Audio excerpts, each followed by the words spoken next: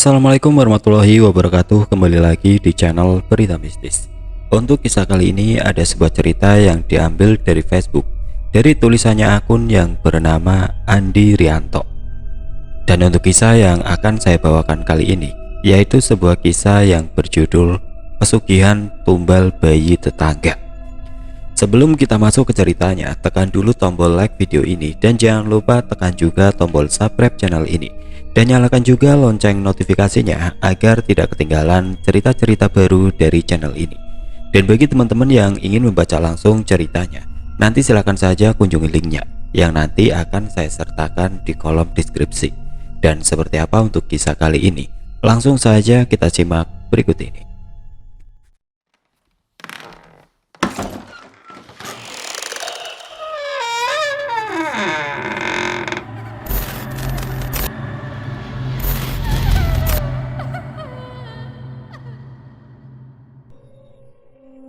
Pagi ini di bulan Agustus tahun 2009 pukul 8 pagi, ada dua orang pria bertandang ke rumahku. Mereka berasal dari desa Lowong Gede, Kabupaten Brebes. Mereka sangat aku kenal karena kami pernah bekerja bersama di salah satu perusahaan dagang ikan asin milik perseorangan di daerah pesisir pantai Kota Tegal. Setelah mereka, aku persilahkan masuk ke dalam ruang tamu rumahku dan duduk di kursi tamu. Kami pun mulai berbasa-basi dan saling menanyakan tentang kabar masing-masing. Mudi adalah salah satu nama dari kedua orang pria itu pun mulai membuka percakapan. Mohon maaf Pak Ustadz, kedatangan kami ke rumah Pak Ustadz yang pertama adalah silaturahmi, dan yang kedua kami akan minta tolong kepada Pak Ustadz, kata Mudi kepadaku. Syukur alhamdulillah, Allah Subhanahu wa Ta'ala masih memberikan nikmat umur panjang kepada kita, sehingga hari ini kita bisa berjumpa dan bersilaturahmi kembali seperti dulu, kataku sambil tersenyum gembira. Aku merasa sangat senang sekali mereka masih menyempatkan diri datang bersilaturahmi ke rumahku. Setelah sekian lama kami berpisah, karena sejak aku mengundurkan diri dari perusahaan milik perseorangan itu, kami jarang bertemu. Mudi pun saat itu telah keluar juga dari perusahaan perseorangan itu 1 tahun berselang setelah aku mengundurkan diri dan menjadi petani bawang di desanya. Maka sejak itulah kami mulai jarang ketemu. Selain kesibukan kami masing-masing, juga karena jarak tempuh yang cukup jauh antara tempat tinggalku di Kota Tegal dengan desa mereka yang terpencil di daerah Kabupaten Brebes. Hal itu pula yang membuat kami jarang bisa untuk bertemu. Apa yang bisa aku bantu untuk kalian? Tanyaku kepada mereka. Saat ini istri saya sedang hamil 3 bulan Pak Ustadz, jelas Mudi. Syukur alhamdulillah, berarti anak yang keberapa Mas? Tanyaku girang. Nomor 2 Pak Ustadz, anak saya yang pertama kan sudah kelas 5 SD Pak Ustadz, jawab Mudi. Oh iya maaf Mas, saya lupa. Kalau tidak salah anak yang pertama itu perempuan kan? Tanyaku. Betul Pak Ustadz, jawab Mudi singkat. Maaf Mas, seharusnya Mas Mudi merasa gembira dong, karena sebentar lagi akan memiliki momongan lagi. Tapi kenapa tampak bersedih begitu mukanya? Tanyaku mulai menyelidik. Itulah masalahnya Pak Ustadz, karena saat ini kami warga desa sedang merasa cemas dengan adanya pelaku pesugihan tumbal bayi tetangga, kata Mudi mulai membuka apa yang menjadi kesedihan mereka. Astagfirullah, bisiku beristighfar. Sudah banyak dari warga desa yang kehilangan bayi mereka saat kelahirannya Pak Ustadz, jelas Mudi. Saat bayi mereka lahir, tiba-tiba langsung meninggal dunia dengan seluruh tubuh membiru. Padahal beberapa hari sebelumnya tidak ada tanda-tanda apapun, jelas Mudi lagi. 3 hari yang lalu, Kang Tarno, saudara sepupu saya, istrinya juga mengalami hal seperti itu Pak Ustadz. Bayi yang baru dilahirkan sudah tidak bernyawa lagi dengan kondisi membiru seluruh tubuhnya. Padahal sehari sebelumnya sudah diperiksa ke bidan di puskesmas terdekat dan dinyatakan sehat serta baik-baik saja, tidak ada kekurangan apapun, jelas Mudi bercerita kepadaku. Innalillahi wa inna ilaihi rajiun, bisiku lirik. Apakah kalian sudah tahu siapa pelaku pesugihan tumbal bayi tetangga itu? Tanyaku mulai penasaran. Pada awalnya kami warga desa tidak tahu Pak Ustadz, karena di samping cara kerja mereka yang dibantu oleh makhluk gaib, mereka pun berperilaku dan bersikap biasa-biasa saja kepada tetangga dalam kesehariannya, jawab Mudi. Bagaimana kalian bisa tahu kalau mereka dibantu oleh makhluk gaib? Tanyaku lagi. Setahu kami, mereka pelaku pesugihan tumbal bayi tetangga itu. Sebelum melancarkan aksinya, mereka sering berjalan keluar masuk kampung untuk mencari tahu keberadaan ibu-ibu yang sedang hamil muda. Dan setelah mereka mengetahuinya, maka pada malam harinya mereka akan sering berjalan melewati di depan rumah calon korbannya Pak Ustadz. Jelas Harto, teman Mudi yang duduk di sampingnya, mulai ikut bercerita. Kalau begitu, berarti kalian sudah melihat dan tahu pelaku itu? Tanyaku. Belum Pak Ustadz, jawab Harto singkat. Karena dalam mengintai rumah-rumah warga desa yang sedang hamil, mereka datang pada malam hari di saat kami sedang tidur. Mereka datang dalam wujud anjing dengan ukuran yang lebih besar dari ukuran anjing pada umumnya Pak Ustadz, jawab Mudi. Ah? Gumamku terkejut. Kami para warga desa sangat hafal dengan beberapa warga kami yang memelihara anjing, tapi tidak ada yang sebesar itu Pak Ustadz, timbal Harto. Dan pada saat kami mulai mencurigai dan memergoki anjing itu, kami pun mengikutinya dari belakang. Namun tiba-tiba anjing itu menghilang di antara gelapnya malam bersamaan dengan suara lolongannya yang sangat menakutkan, dan kami pun kehilangan jejak, jelas Harto lagi. Setiap hari kami warga desa merasa takut dan merasa cemas Pak Ustadz, sejak ada pelaku pesugihan tumbal bayi tetangga itu di desa kami, kata Mudi menambahi. Terlebih lagi, saat ini istri saya sedang hamil Pak Ustadz, kata Mudi sedih. Untuk itulah kami datang kemari untuk musyawarah dan memohon bantuan dari Pak Ustadz, bagaimana caranya mengatasi teror pelaku pesugihan tumbal bayi tetangga itu. Setidaknya agar calon bayi kami tidak mengalami kejadian yang sama dengan yang dialami oleh bayi Kang Tarno, kata Mudi memohon kepadaku. Baiklah, tunggu sebentar, kataku sambil memejamkan kedua mataku. Sejenak aku melakukan meditasi dengan posisi masih duduk di atas kursiku sambil menundukkan kepalaku. Tidak lama berselang, 1 menit kemudian aku pun sudah membuka kedua mataku sambil menghirup nafas panjang dan melepasnya kembali. Apakah di desa kalian ada tanaman bambu gading? Tanyaku kepada Mudi dan Harto. Mereka pun saling bertatapan sambil mengingat-ingat. Ada Pak Ustadz, di ujung tanah pekarangan desa dekat pematang sawah bawang, jawab Harto tanggap. Oh iya, benar Pak Ustadz, kata Mudi menguatkan jawaban Harto. Bambu gading itu diapakan Pak Ustadz? Tanya Mudi dengan wajah jenaka. Kalian potong 1 buah dan carilah yang ukuran lubangnya bisa dimasukkan ibu jari. Lalu potonglah pada bagian bawah ros atau sekat bambu itu dengan panjang 25 cm ke arah atas, jelasku kepada mereka. Mohon maaf Pak Ustadz, artinya kami harus kembali pulang dulu ke desa kami Pak Ustadz? Tanya Mudi berharap-harap cemas. Benar Mas, karena di daerah tempat tinggal saya tidak ada tanaman bambu gading, jelasku. Mohon maaf, tapi bagaimana dengan keselamatan warga desa kami Pak Ustadz? Khususnya keselamatan istri dan calon bayi saya Pak Ustadz? Tanya Mudi dengan nada suara agak gemetar. Insya Allah, Allah Subhanahu wa Ta'ala yang akan melindungi kalian semua dari segala mara bahaya, jawabku. Tapi Pak Ustadz, kata Mudi lagi sambil terbata-bata. Makanya sebagai muslim, kalian jangan tinggalkan kewajiban menjalankan sholat 5 waktu. Dan bagi kalian kaum pria warga desa, kerjakanlah sholat itu secara berjamaah di masjid atau musola. Insya Allah para makhluk gaib itu tidak bisa mengganggu kalian dan keluarga kalian, jelasku tegas. Karena bagi seorang muslim, selain sebagai ibadah wajib, sholat itu bisa menjadi pondasi keimanan yang kuat, sehingga tidak mudah tersentuh dan terpengaruh oleh gangguan jin kafir seperti mereka, para makhluk gaib yang mau membantu manusia dalam pesugihan. jelasku kepada Mudi dan Harto. Sekarang segeralah kalian kembali pulang untuk mendapatkan bambu gading itu dan langsung dibawa ke sini. Semakin cepat, semakin baik, sebelum waktu masuk waktu maghrib. Perintahku kepada mereka. Aku sangat mengerti kekhawatiran dan kecemasan Mudi, apalagi jarak tempuh yang cukup jauh antara tempat tinggalku dengan desa mereka. Mereka pun akhirnya memohon diri untuk kembali ke desanya untuk mencari bambu gading yang aku maksud.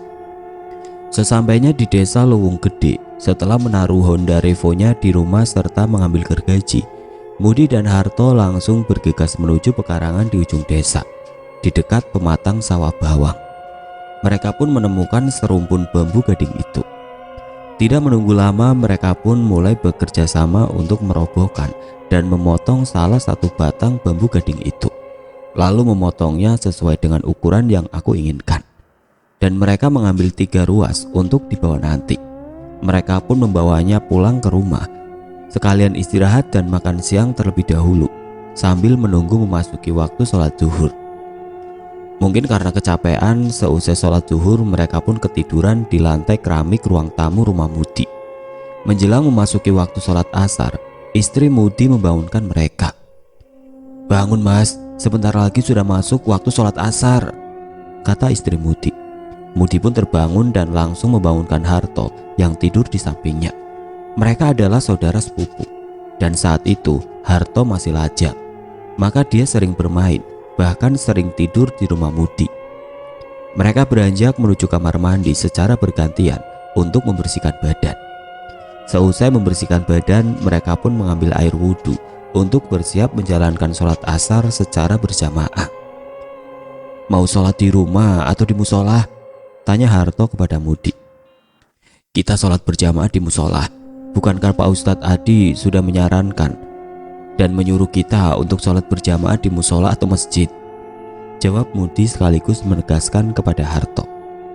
"Okelah kalau begitu, mari berangkat," kata Harto sambil beranjak dari tempat duduknya mengajak Mudi. Mereka pun berangkat ke musola yang lebih dekat daripada masjid desa yang letaknya cukup jauh dari tempat tinggal mereka. Dan sepulang dari sholat asar berjamaah di musola, mereka pun mempersiapkan 3 ruas batang potongan bambu gading yang sudah mereka ambil.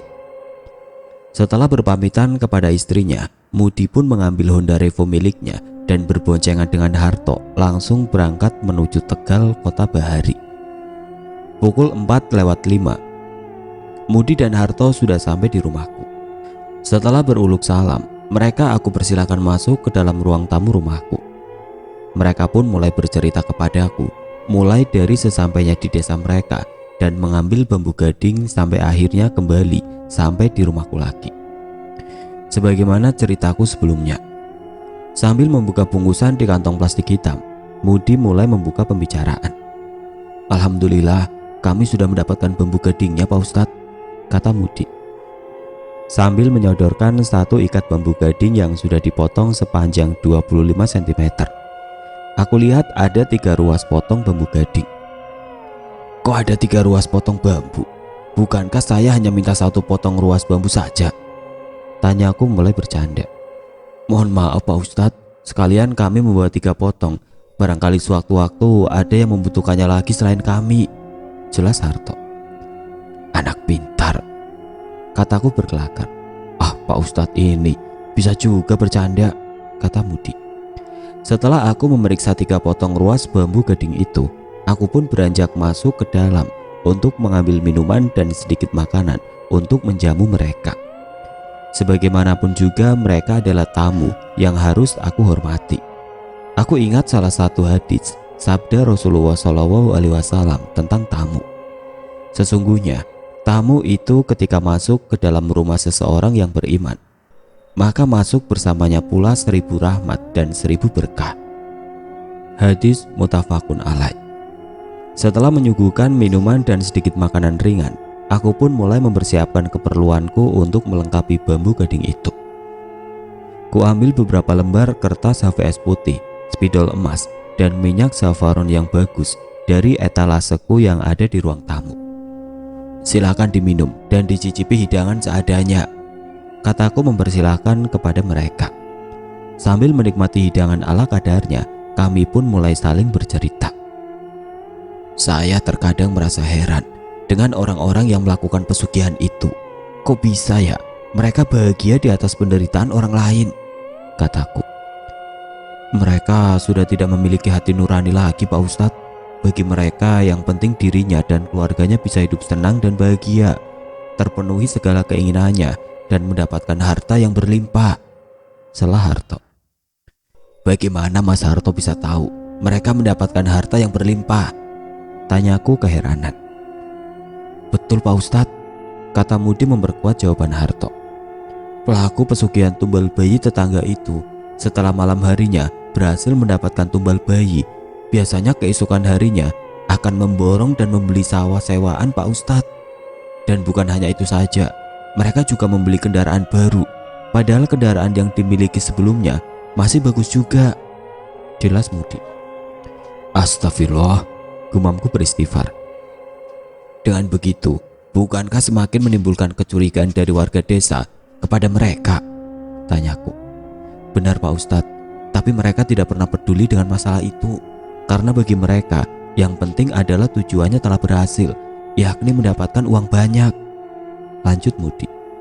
Astagfirullah, gumamku kembali beristighfar. Aku berpikir sejenak dan bertanya-tanya dalam hati. Jika memang demikian, mengapa tidak ada warga desa yang bertindak untuk mendatanginya secara beramai-ramai? Apakah kalian para warga desa tidak ada yang pernah untuk mendatangi pelaku pesugihan tumbal bayi tetangga itu? Tanyaku kepada mereka. Kami warga desa merasa takut Pak Ustadz, karena dulu Pak RW dan Pak RT setempat pernah mewakili warga desa untuk mendatangi dan menanyakan hal itu, tapi tidak bisa menyelesaikan masalah. Justru mereka mengancam bahwa kalau warga desa tidak bisa menunjukkan buktinya, maka kami akan dibawa ke kantor polisi dengan tuduhan pencemaran nama baik, jelas Harto. Benar Pak Ustadz, apalagi di antara pelaku pesugihan tumbal bayi tetangga itu masih kerabat dari kepala desa kami, kata Mudi mengimbuhi. Sulit juga ya, bisikku. Baiklah, mungkin untuk saat ini kita belum bisa mengatasi para pelaku itu, tapi setidaknya kita mengambil tindakan ikhtiar untuk mengantisipasi dan melindungi keluarga masing-masing, khususnya bagi warga desa yang saat ini istrinya sedang hamil, kataku menghimbau. Untuk itulah saya menyuruh kalian untuk mengambil bambu gading itu, yakni sebagai piranti atau sarana sekaligus wasilah untuk mendapatkan perlindungan dari Allah Subhanahu wa Ta'ala, agar rumah kalian tidak bisa dimasuki oleh makhluk jin, terutama para jin kafir yang membantu para pelaku pesugihan tumbal bayi tetangga itu, jelasku. Caranya bagaimana Pak Ustadz? Tanya Mudi penasaran. Iya Pak Ustadz, caranya bagaimana? Tanya Harto menyela. Sebelum saya nanti membuatkan piranti atau sarana dengan bambu gading itu, perlu kalian ketahui bahwa bambu gading ini dan segala sarana yang lainnya itu adalah semata-mata hanyalah wasilah atau perantara dan bukan apa-apa. Karena yang memiliki kekuatan itu hanyalah Allah Subhanahu wa Ta'ala, Tuhan yang Maha Kuasa, jelasku. Yang akan melindungi kalian para warga desa dari gangguan jin kafir itu adalah Allah Subhanahu wa Ta'ala, bukan bambu gading dan sarana yang lainnya ini. Jadi kalian jangan sampai salah paham dalam mengartikan atau meyakininya, jelasku lagi. Aku lihat mereka sepertinya belum mengerti apa yang aku sampaikan. Mereka saling bertatapan satu sama yang lain. Kulihat Mudi dan Harto belum mengerti apa yang aku maksudkan, maka aku pun memberikan gambaran kepada mereka. Seperti halnya perahu besar atau bahtera yang dibuat oleh Nabi Nuh alaihissalam, yang telah beliau buat untuk menampung para pengikutnya, bahkan seluruh binatang pada saat itu, yakni untuk mempersiapkan diri dari banjir bandang yang akan terjadi pada zaman itu, jelasku kepada mereka. Dan dengan izin serta kebesaran Allah Subhanahu wa Ta'ala, Nabi Nuh beserta kaum pengikutnya, juga semua binatang yang ikut naik ke atas perahu beliau, selamat dari banjir bandang, jelasku lagi. Bahtera atau perahu Nabi Nuh alaihissalam itu hanyalah sebagai wasilah atau piranti atau sarana saja, tapi pada hakikatnya Allah Subhanahu wa Ta'ala yang menolong dan menyelamatkan Nabi Nuh bersama para pengikutnya dari banjir bandang dengan atau melalui perahu itu. Jelasku lanjut kepada Mudi dan Harto. Oh iya paham Pak Ustadz, kata Harto. Iya paham Pak Ustadz, kata Mudi. Syukur alhamdulillah kalau kalian sudah mengerti, kataku. Nah, kalau kalian sudah mengerti, maka saya akan mulai untuk membuat piranti atau wasilah ini, sambungku. Mohon maaf, saya tinggal sebentar karena saya akan mengambil air wudhu terlebih dahulu, pamitku kepada mereka berdua. Baik Pak Ustadz, kami tunggu, jawab mereka hampir serempak. Sekembalinya dari mengambil air wudhu, aku pun mempersiapkan kertas HVS warna putih polos beberapa lembar. Saya mohon kepada Mas Mudi dan Mas Harto untuk bisa membantu saya selama saya membuat piranti ini, kataku memohon kepada mereka. Siap Pak Ustadz, tapi apa yang bisa kami lakukan untuk membantu Pak Ustadz? Karena untuk membaca ayat-ayat suci Al-Quran pun kami masih gelagapan Pak Ustadz, kata Harto jujur. Betul Pak Ustadz, kata Mudi menguatkan. Saya hanya menyuruh kalian untuk membaca sholawat Nabi selama saya menulis ayat-ayat suci Al-Quran di atas kertas HVS putih ini sampai selesai. Paham? Jelasku. Iya paham Pak Ustadz, jawab Mudi. Iya paham Pak Ustadz, jawab Harto tidak kalah cepat dengan Mudi. Maka aku pun mulai menulis beberapa ayat-ayat suci Al-Quran di atas kertas HVS putih itu. Dengan spidol gold marker sampai 2 lembar HVS. Aku lihat Mudi dan Harto dengan setengah berbisik masih membaca sholawat Nabi. Bahkan sampai aku selesai merapikan kedua lembar kertas HVS putih itu. Alhamdulillah, sudah selesai, cukup, kataku memberi aba-aba kepada mereka untuk berhenti membaca sholawat Nabi. Mereka pun berhenti membaca sholawat Nabi secara bersamaan. Selanjutnya, aku baluri kedua telapak tanganku dengan minyak parfum Zarafon yang sudah aku siapkan di atas meja. Setelah merata di seluruh kedua telapak tanganku, lalu aku pun mengatupkan kedua telapak tanganku di depan dadaku.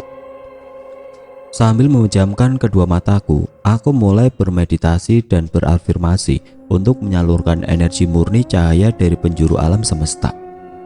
Cahaya cinta kasih ilahi dan cahaya rahmatan lil alamin.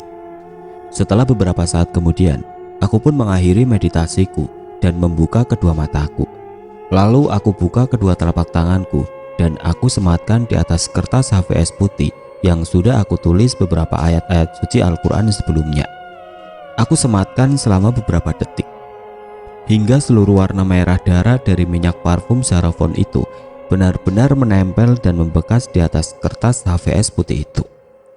Bila dilihat kedua kertas putih HVS itu, maka ada cap bekas kedua telapak tanganku yang berwarna merah darah. Prosesi pembuatan piranti ini, aku dapatkan ijazah sambung sanad dari Romo Kiai almarhum Sayyidi Ali dari Larangan Kabupaten Brebes.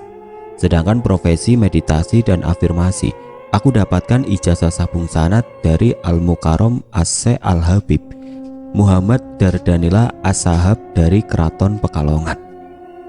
Setelah selesai, kemudian 2 lembar tumpuk kertas HVS itu aku lipat sedemikian rupa.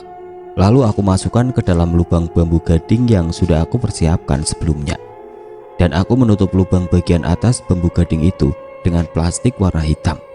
Lalu kuikat dengan kuat menggunakan tali rafia berwarna hitam juga. Kulihat Mudi dan Harto masih memperhatikan setiap gerakan dan bisikan bacaan-bacaan ayat suci Al-Quran yang aku lantunkan. Setelah semuanya selesai, aku pun memberikan dan menyerahkan piranti bambu gading itu kepada Mudi. Tentunya dengan prosesi ijab kabul. Mudi pun menerimanya dengan senang hati. Sekali lagi saya berpesan kepada kalian, di samping untuk memperbanyak membaca sholawat dalam menghadapi keadaan yang membahayakan, kalian juga jangan sampai meninggalkan sholat 5 waktu. Syukur bisa mengerjakannya dengan berjamaah, jelasku kepada mereka. Siap melaksanakan perintah Pak Ustadz, jawab mereka kompak. Kami berdua mohon pamit dulu Pak Ustadz, mumpung hari belum senja, dan terima kasih atas bantuannya, pamit Harto kepadaku. Kulihat Mudi sambil memegang bambu gadingnya yang telah dimasukkan ke dalam kantong plastik hitam itu, menatap ke arahku lalu bertanya, mohon maaf Pak Ustadz, piranti bambu gading ini harus saya apakan? Tanyanya. Oh ya, mohon maaf, saya lupa untuk menjelaskannya, jawabku. Piranti bambu gading ini nanti dikubur di dalam tanah dengan posisi berdiri dan pendamlah di depan pintu rumah bagian depan, jelasku.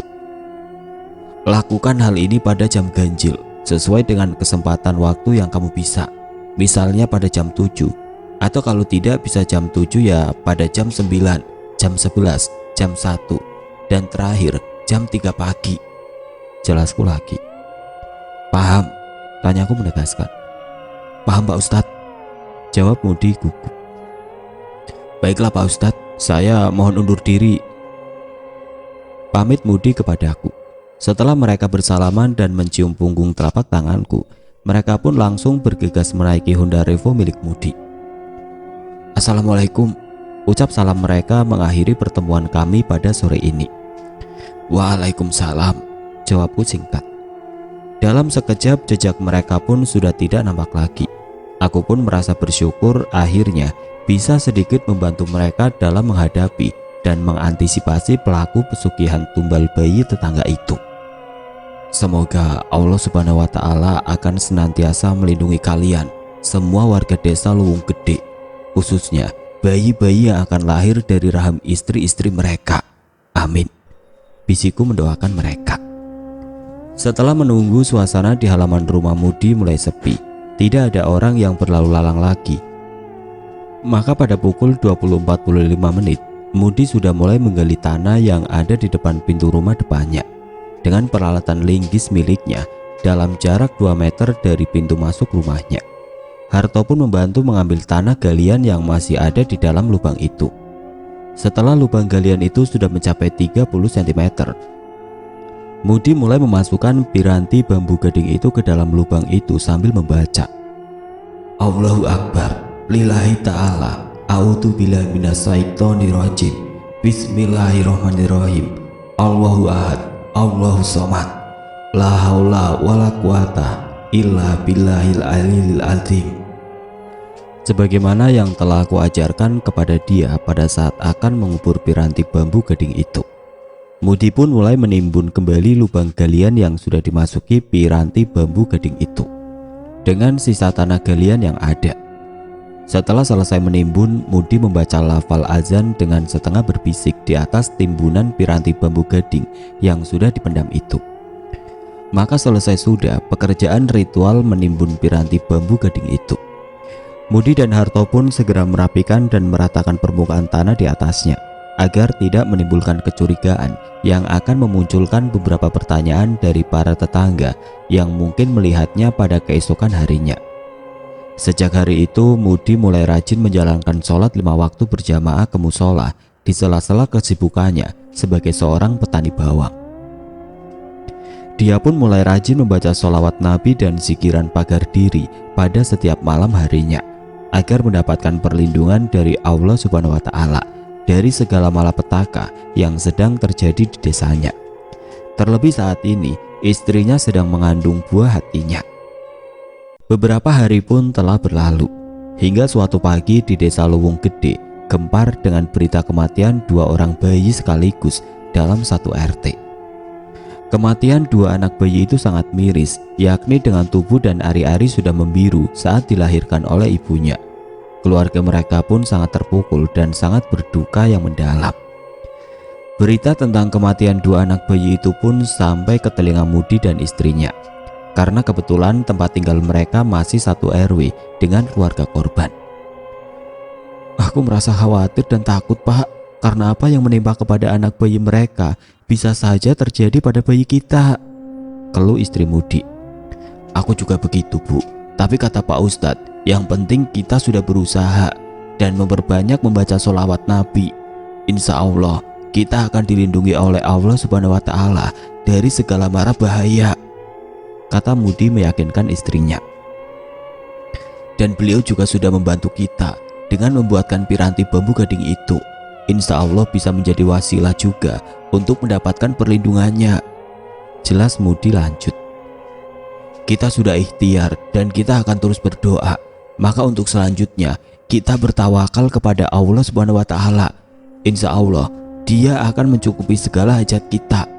yakni memberikan perlindungan kepada kita dari segala malapetaka. Jelasnya lagi. Baiklah Pak, aku percaya sama Bapak. Setidaknya apa yang sudah diajarkan dan disarankan oleh Pak Ustadz pasti ada manfaat dan keberkahannya bagi kita semua, kata istri Mudi. Saat ini Mudi sudah mulai bisa bernafas lega mendengar kata-kata istrinya itu. Setidaknya saat ini istrinya sudah tidak terlalu merasa khawatir lagi dengan adanya teror kematian anak bayi yang merupakan korban dari pelaku pesugihan tumbal bayi tetangga di desanya. Beberapa bulan pun telah berlalu, tapi teror kematian anak bayi di desa Luwung Gede itu belum juga usai. Padahal menurut cerita Harto beberapa waktu yang lalu kepadaku, pada waktu bersilaturahmi ke rumahku saat itu, di desanya ada beberapa sesepuh desa yang merupakan orang pintar. Mereka bisa menangani dan mengatasi segala peristiwa yang menimpa warga desa dalam urusan makhluk gaib. Tapi ketika menghadapi teror kematian anak bayi ini, mereka tidak mampu mengatasinya. Maka sejak itulah warga desa semakin merasa khawatir dan merasa tidak nyaman tinggal di desanya. Dan karena itu pula, ada beberapa warga desa yang istrinya hamil tua.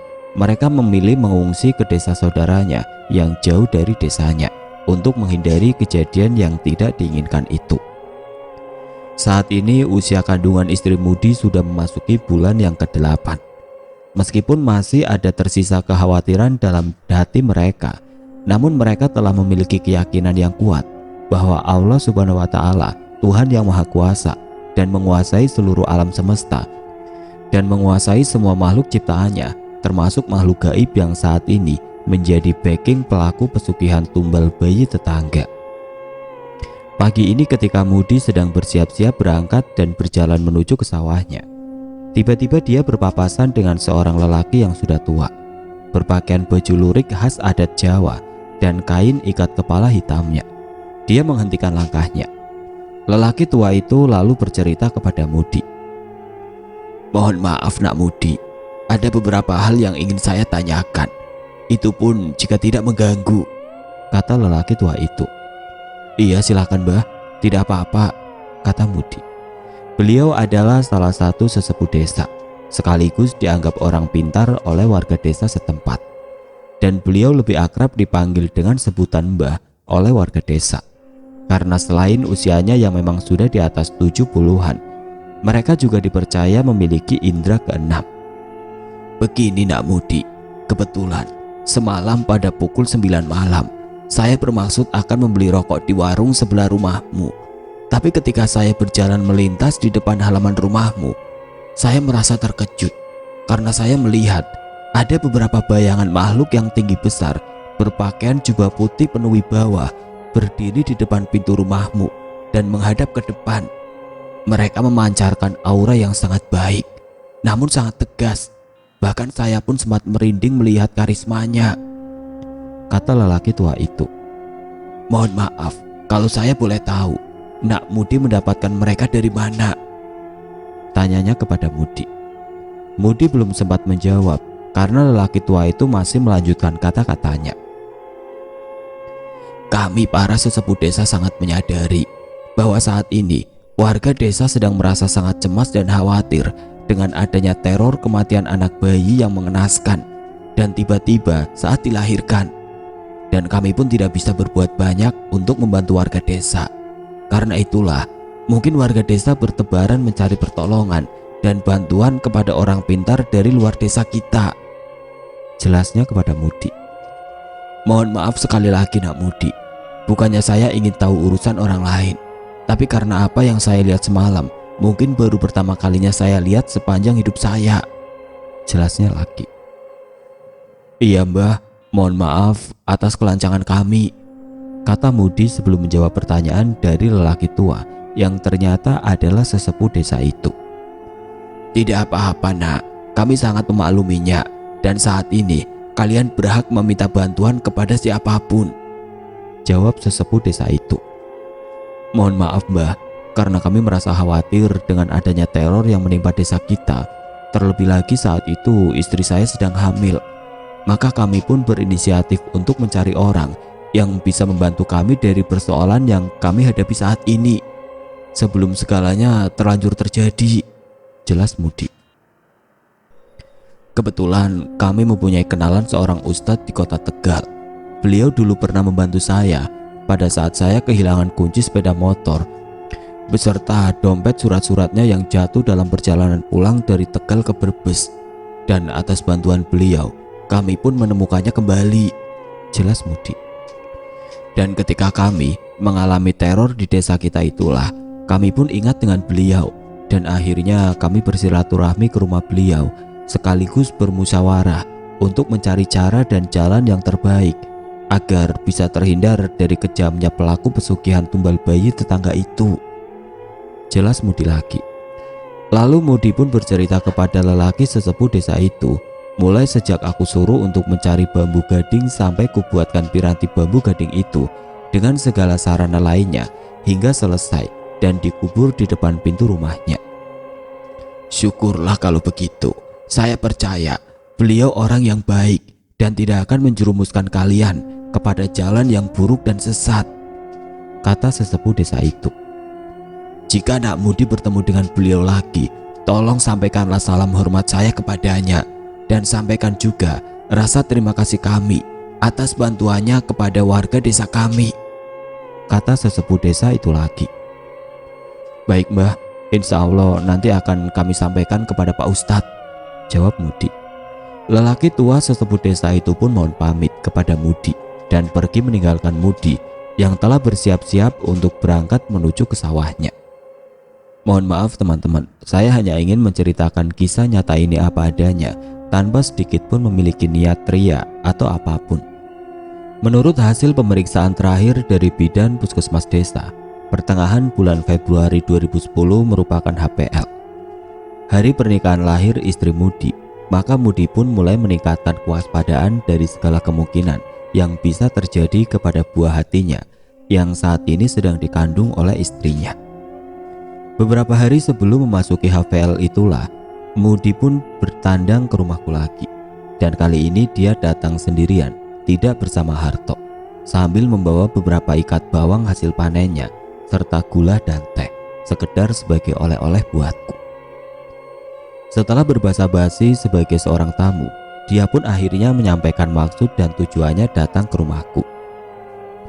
Mohon bantuan dari Pak Ustadz untuk terus memantau kondisi di desa kami, khususnya di rumah kami, karena beberapa hari lagi istri saya akan melahirkan Pak Ustadz, kata Mudi, membuka percakapan di ruang tamuku. Insya Allah, semoga bayi Mas Mudi akan selalu dalam lindungan Allah Subhanahu wa Ta'ala, kataku berharap dan berdoa kepadanya. Pesan saya, yang penting Mas Mudi jangan pernah meninggalkan sholat 5 waktu secara berjamaah dan tetap untuk memperbanyak membaca sholawat di rumah, perintahku kepada Mudi. Baik Pak Ustadz, jawab Mudi. Meskipun sudah mengamalkan apa yang pernah aku perintahkan kepadanya, Mudi tetap masih ada kekhawatiran di dalam hatinya. Oleh karena itu dia pun rela pergi jauh dari desanya untuk bersilaturahmi kembali ke rumahku. Mohon maaf, apakah Pak Ustadz berkenan untuk datang ke desa kami, di rumah saya Pak Ustadz? Tanya Mudi.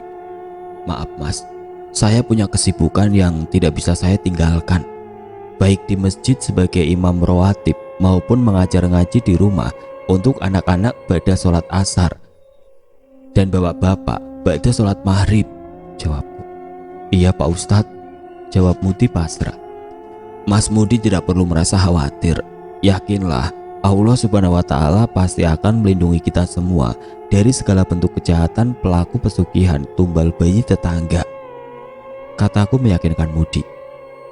Kira-kira berapa hari lagi istrimu akan melahirkan dan mau melahirkan di mana? Tanyaku kepada Mudi.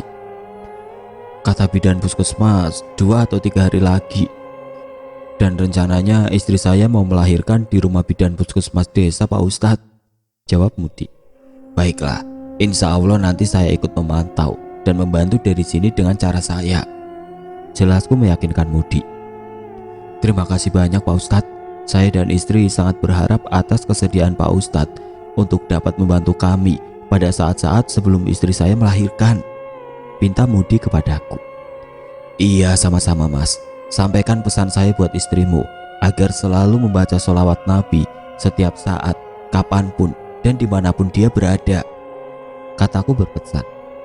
Baik Pak Ustadz, nanti akan saya sampaikan kepada istri saya, jawab Mudi. Sebelum berpamitan, Mudi pun bercerita kepadaku tentang pertemuannya dengan sesepuh desa itu. Menurut cerita sesepuh desa itu, pada suatu malam dia sempat melihat beberapa makhluk tinggi besar yang mengenakan pakaian jubah putih di depan pintu rumah Mudi. Aku pun mendengarnya dengan cermat dan mengangguk-anggukkan kepalaku sambil menatap Mudi. Lalu aku pun membalas salam dari sesepuh itu. Waalaikumsalam. Akhirnya Mudi pun meninggalkan rumahku dengan menaiki Honda Revo kesukaannya. Dan tidak lama kemudian dia sudah tidak nampak lagi oleh pandanganku setelah berbelok di pertigaan ujung jalan. 2 hari sejak kedatangan Mudi di rumahku, aku pun mulai bersiap-siap untuk membantu Mudi dan memantau keadaan di desanya dari jarak jauh. Maka pada malam hari sebelum aku tidur, aku mulai mengambil air wudhu dan menjalankan sholat sunnah syukrul wudhu terlebih dahulu. Seusai sholat, aku pun mencoba untuk melihat keadaan desa Lewung Gede melalui media meditasi. Dan beberapa menit kemudian, aku telah berada di dalam dimensi alam meditasiku.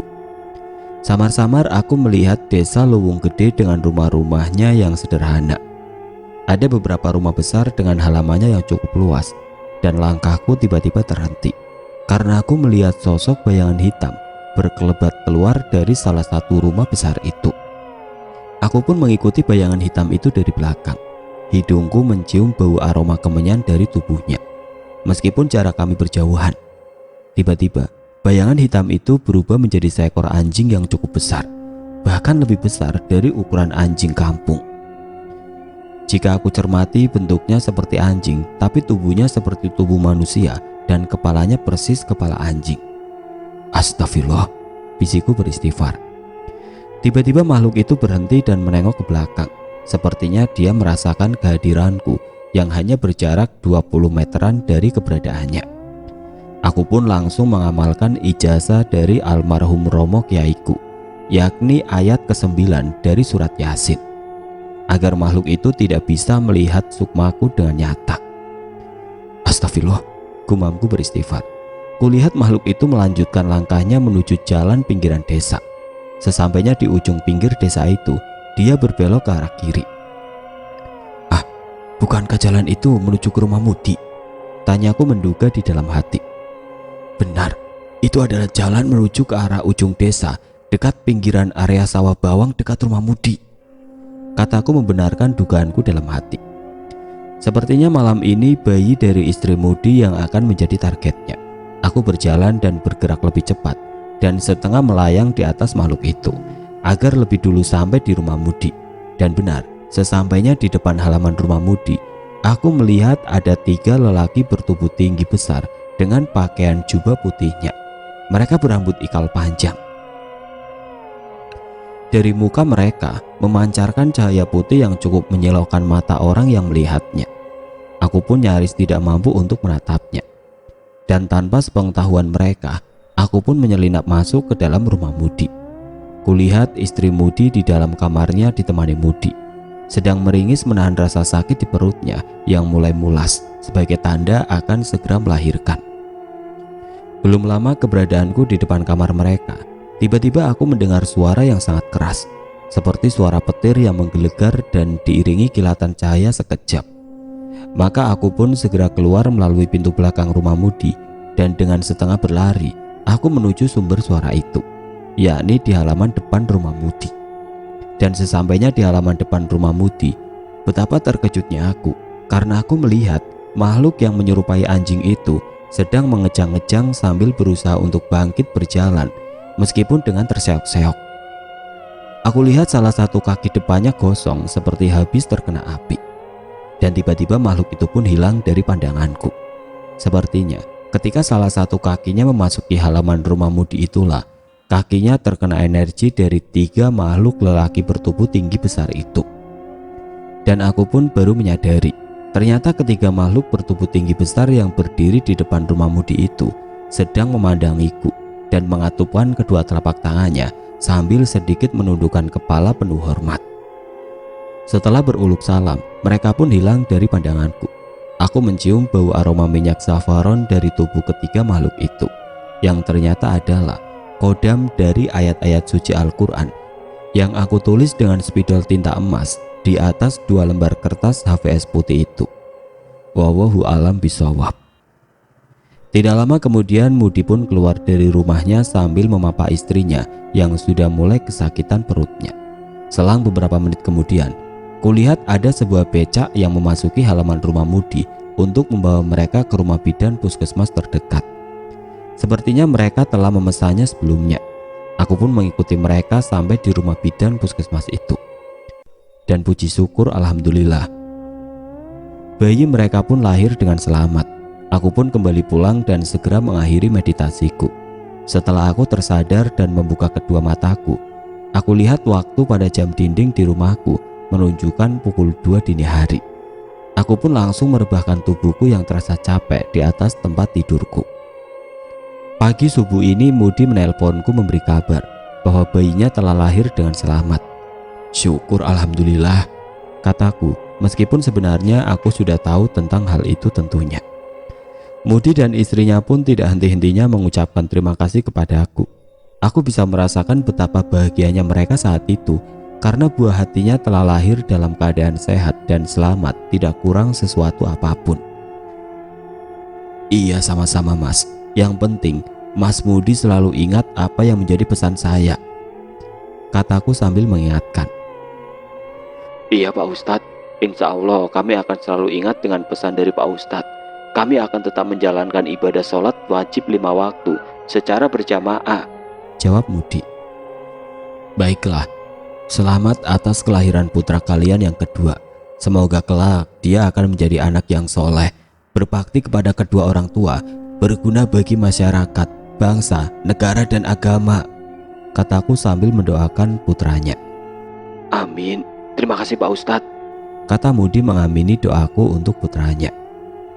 Mudi pun mengakhiri teleponnya dan berpamitan kepadaku untuk mengurusi pekerjaan barunya, yakni melayani dan membantu istrinya serta buah hati mereka.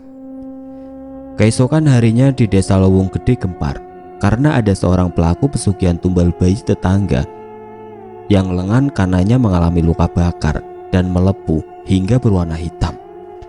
Pada awalnya warga tidak mengetahui kejadian ini. Tapi ketika pelaku pesugihan itu keluar dari rumah mereka pagi-pagi pukul 8 bersama istrinya dan mereka bermaksud akan pergi berobat ke dokter, maka pada akhirnya warga desa pun memergoki mereka dan melihat keadaan lengan kanan pria pelaku pesugihan itu dalam keadaan hitam dan melepuh. Tetangga dan warga desa sebenarnya sudah tahu dan curiga kepada para pelaku pesugihan itu. Namun karena mereka merasa takut dan tidak mau berurusan dengan para pelaku pesugihan itu, akhirnya sebagian besar warga desa itu lebih memilih diam. Berita tentang salah satu pelaku pesugihan yang mengalami luka bakar pada salah satu lengannya itu menjadi viral di desa mereka. Mulai dari kalangan orang tua, remaja, bahkan di kalangan anak-anak. Kejadian tersebut dihubung-hubungkan dengan kelahiran bayi dari istri Mudi, yang kebetulan pada hari itu menjadi satu-satunya wanita yang melahirkan di desanya. Maka banyak warga desa yang berspekulasi bahwa salah satu pelaku pesugihan tumbal bayi tetangga yang mengalami luka bakar pada lengannya itu adalah pelaku pesugihan yang semalam mendatangi rumah Mudi. Biar tahu rasa tuh, celetuk salah satu warga yang sedang bergerombol di pos kampling. Iya betul, biar mereka merasakan sakit itu seperti apa. Meskipun sakitnya itu belum sebanding dengan rasa sakitnya hati kami kehilangan bayi kami, timpal warga yang lainnya. Selama ini mereka merajalela mengambil sukma dari bayi tetangganya sendiri tanpa sedikit pun rasa iba atau belas kasihan kepada kita, kata salah satu warga desa yang lainnya. Di tengah-tengah berita yang sedang viral di desa mereka itu, muncul beberapa dugaan bahwa yang telah membuat pelaku pesugihan itu mengalami nasib sial seperti itu adalah keluarga Mudi, karena istri Mudi adalah satu-satunya wanita yang melahirkan pada hari itu. Maka pada kesempatan lain hari mereka warga desa itu, khususnya para ibu-ibu pun mendatangi rumah Mudi sekaligus untuk menengok bayi Mudi dan istrinya yang baru lahir itu. Di samping sudah menjadi tradisi di desa mereka, menengok bayi tetangga juga sebagai bentuk kepedulian sesama warga desa. Terlebih lagi kelahiran bayi dari pasangan Mudi dan istrinya itu menjadi topik menarik bagi warga desa karena berhasil lolos dari kekejaman para pelaku pesugihan itu. Di sela-sela waktu berkunjung, para ibu-ibu warga desa di rumah keluarga Mudi selalu ada yang penasaran dengan selamatnya bayi mereka, dan mereka pun dengan terang-terangan bertanya kepada Mudi maupun pada istrinya. "Mohon maaf, kalau kami boleh tahu, bagaimana bayi kalian bisa lolos dan selamat dari sasaran para pelaku pesugihan tumbal bayi tetangga itu?" tanya seorang ibu-ibu yang hadir di rumah Mudi. "Iya, mohon maaf, kami juga ingin tahu, karena selama ini tidak ada satupun bayi yang sudah diincar oleh para pelaku pesugihan itu bisa lolos dan selamat," timbu ibu-ibu yang lainnya lagi. Setelah menghela nafas panjang, lalu Mudi pun memberi jawaban kepada mereka. "Kami sangat bersyukur, alhamdulillah, karena bayi kami sehat dan selamat, tidak kurang sesuatu apapun, dan juga tidak mengalami hal-hal yang buruk, sebagaimana kejadian yang telah dialami oleh bayi-bayi para tetangga kita sebelumnya," jelas Mudi. "Iya betul, tapi sebenarnya apa yang kalian miliki dan yang telah kalian lakukan sehingga para pelaku pesugihan itu pun tidak berdaya untuk mengambil sukma bayi kalian, bahkan mereka mengalami celaka?" tanya ibu-ibu yang lainnya. "Sebenarnya kami tidak memiliki sesuatu apapun yang istimewa untuk mengantisipasi kekejaman para pelaku pesugihan tumbal bayi itu, atau melakukan apapun untuk melindungi istri dan bayi kami," jelas Mudi lagi menutupi ikhtiar yang lainnya. "Kami hanya menjalankan kewajiban kami sebagai seorang muslim, yakni menjalankan sholat 5 waktu secara berjamaah dalam sehari semalam, dan jauh-jauh hari kami juga memperbanyak membaca sholawat Nabi kapanpun dan dimanapun kami berada," jelas Mudi lanjut. Mereka para ibu-ibu yang hadir di ruang tamu rumah pasangan Mudi dan istrinya itu pun mengangguk-anggukkan kepala mereka sambil menyebut "Subhanallah." Hingga akhirnya mereka pun berpamitan kepada tuan rumah untuk kembali pulang ke rumah masing-masing. Dan setibanya mereka di rumah masing-masing, mereka pun bercerita kepada keluarga mereka apa yang sebenarnya dilakukan dan dialami oleh Mudi dan istrinya, sehingga bayi mereka bisa sehat dan selamat dari target pelaku pesugihan di desa mereka itu. Dalam hitungan menit, cerita dari mulut ke mulut oleh ibu-ibu warga desa itu pun sudah menyebar ke seluruh lapisan masyarakat warga desa, hingga sampai juga ke telinga keluarga pelaku pesugihan tumbal bayi tetangga itu. Mereka seperti telah mendapatkan peringatan yang cukup keras bak terkena cambuk kuda lumping. Maka semenjak hari itulah para pelaku pesugihan itu pun mulai lebih hati-hati dalam melancarkan aksinya. Mereka tidak segegabah seperti pada waktu sebelumnya. Mereka lebih selektif lagi, memilih-milih dan memilah-milah tiap target yang akan menjadi sasaran berikutnya, agar tidak sampai terulang lagi kejadian yang menimpa salah satu pelaku dari pesugihan itu.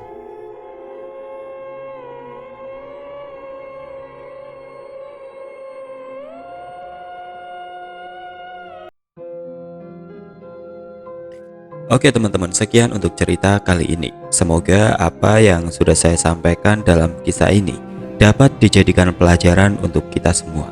Dan bagi teman-teman yang baru bergabung, jangan lupa untuk like, komen, share, serta subscribe channel ini. Dan nantikan kisah-kisah horor berikutnya tetap di channel Berita Mistis. Wassalamualaikum warahmatullahi wabarakatuh.